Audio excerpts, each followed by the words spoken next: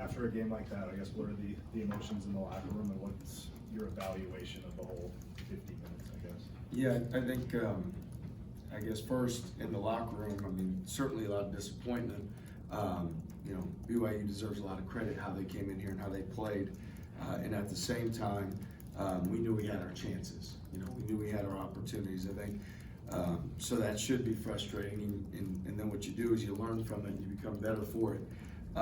In terms of the game itself, you know, certainly the last 7-8 minutes of the first half into the first 7-8 minutes of the second half, whatever it was, when we dug ourselves a hole where we're down 21, unacceptable on our end to allow our offensive disappointment to permeate our defense. And I felt like we were careless in transition defense. We were not as locked in, and we dug ourselves a substantial hole. And so I think that is where the game, to me, was more decided over that 15, 16-minute stretch where we put ourselves in such a tough spot. And, you know, credit to our guys in their fight for continuing to compete and get back into it.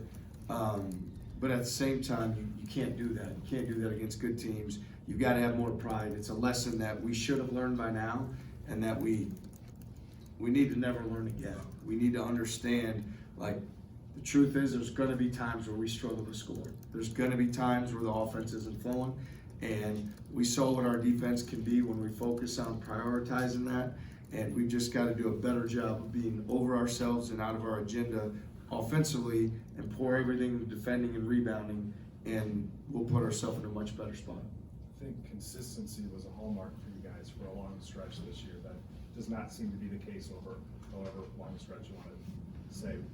Is it as simple as the guys in and out of the lineup, or is there more to it than that? No, I think ultimately, you know, you develop a confidence, you know, with a group, and like when a guy goes out and comes back in, you don't just go right back to where you were necessarily. And I'll still say, like, we played great. I felt like on Saturday was one of our best games of the year in terms of start to finish, and I thought we played terrific. So, as you mentioned, you know, the consistency, I think you're going to play to the level that you practice, and we have everybody healthy, everybody's available, and we need to earn it on the practice court together. That's what we did early in the year, and when we came out and played as well as we did early in the year, we earned it on the practice court. We've lost some of that, you know, the consistency of having everybody in practice, but it shouldn't impact our effort and our play.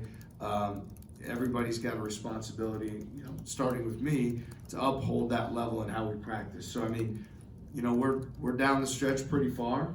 You know, we talk to our guys a lot about our best being in front of us. You don't just speak it into existence. You've got to earn it through the hard work and what you do in practice, and then demand that consistency of those habits in the game, and not be a team that, you know, plays great for stretches and then plays awful for stretches. Because for a group that has a lot of older, experienced guys, we need to be a lot more mature as a team and be able to play through those things instead of react to those things. TJ, what you talked about, and you touched on before, the offense affecting the defense, does that go back even before they made their run?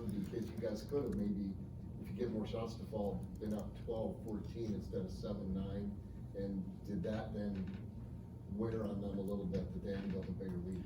Yeah, I mean, they were the more, I mean, again, we set the tone physically, defensively right from the jump, and then they had adjusted and they drove the ball with more force, especially in transition, and more physically.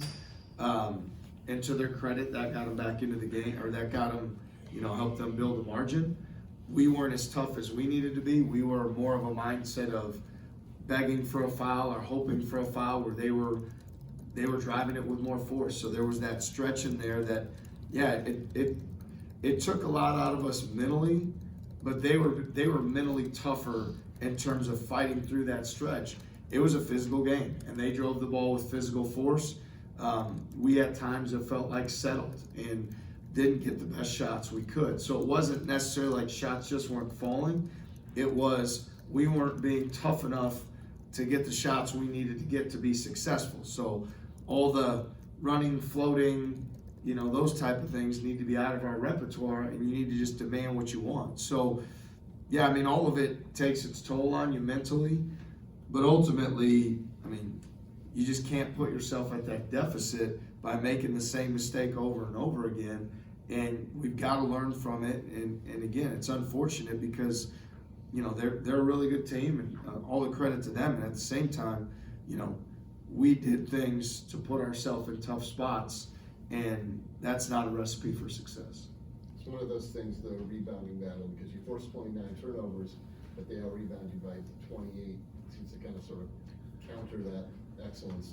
Yeah, and look, I think our you know, we turned them over more because we were playing faster, quicker lineups, and we were able to pressure the basketball. And so then what you give up is a little bit of size and physicality on the glass. At the same time, I know our guys are competitors, and it can't be every shot that they miss in, you know, the end of regulation and both overtimes, they get the rebound on. I mean, it just can't happen. Like, it's not okay. So the guys that we played in those stretches, you know, they did a great job pressuring the ball and generating turnovers when we could, but we've got to do a great job finishing on the glass, and that's just the way it is, and we didn't. And it's not just, hey, Kata's getting all these rebounds, you know, because there's times Joshua's got to rotate over, and there's times guards have to rebound down, and then there's a part of defensive rebounding that if you want to win bad enough, you just find a way to get them, regardless of what's going on. And they had more fight on the glass to get the offensive rebound than we did to get the defensive rebound, unfortunately. What made Joshua the guy you wanted to get the ball to late in this game? He does such a great job, you know, creating an advantage, getting to the rim, getting to the foul line. Obviously, shot 13 free throws, and then he's such a terrific passer as well. And so he's just the guy you trust in those situations. And then when you look at matchups and who they had on the court, we felt like, you know, that was a big advantage for us that we could capitalize on. And Joshua's continued to be a really great player for us and prove over and over that if you put the ball in his hands, great things are going to happen. TJ, just how disappointed were you with the start of the overtime periods? Just falling, you come back all the way and then you just fall back in 4-point holes to start. Yeah, no, the mental focus, again, you get yourself back in there, you're in overtime, and then as you mentioned, like both overtimes we start at deficit right away. It's almost like maintaining that consistency of mindset, it's got to be more important to us. And again, we kept doing things, credit to them and everything that they did, but again, you can't just keep putting yourself in a hole to dig yourself out of it. Obviously, the last one we put ourselves in, we couldn't. So, I don't know, we've just got to be more consistent, and we've got to be mentally tougher over 40 minutes. I think that's the biggest challenge for our team right now, is not to talk about it, it's to practice a certain way, and then for 40 minutes, demand it from one another that we all leave it on the court and keep the focus where it needs to be. And you already touched on the rebounding, but with your small ball lineups, just what do you think of their effectiveness overall? It seemed like that was kind of a key catalyst in the second half of the rest of the game. Yeah, no, it was great for us. I mean, we were able to switch at times, which is good, that way. Joshua could switch on the guards.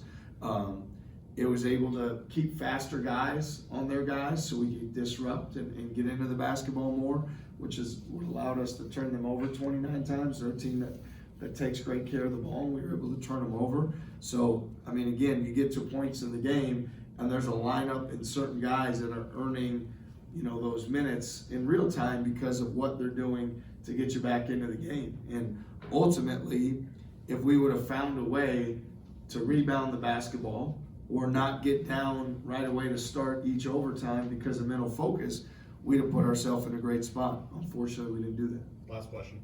You talked about the biggest thing being to find more consistency and be mentally tougher over 40 minutes. How do you do that at this time of the season where, it's been a long year and you guys have been successful and you've had some moments of struggling as well? Yeah, I think it's ultimately you just decide mentally that's what you're going to do. You don't need to ease into it. You don't need to talk about it. You just need to keep your mental focus and not have whatever's not going your way offensively get to you. So, again, I know that it's late in the season, but we just showed last week we played poorly on Tuesday and came out and played great on Saturday.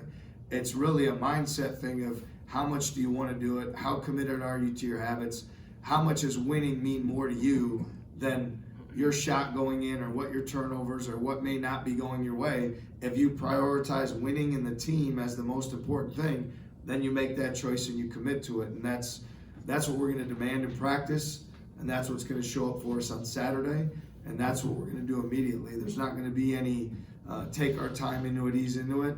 We're done with the inconsistent thing. We're done with the individual agendas offensively, and it's time for us to start playing to the level of the team that we know we are. Thanks, everyone. Thank you, guys.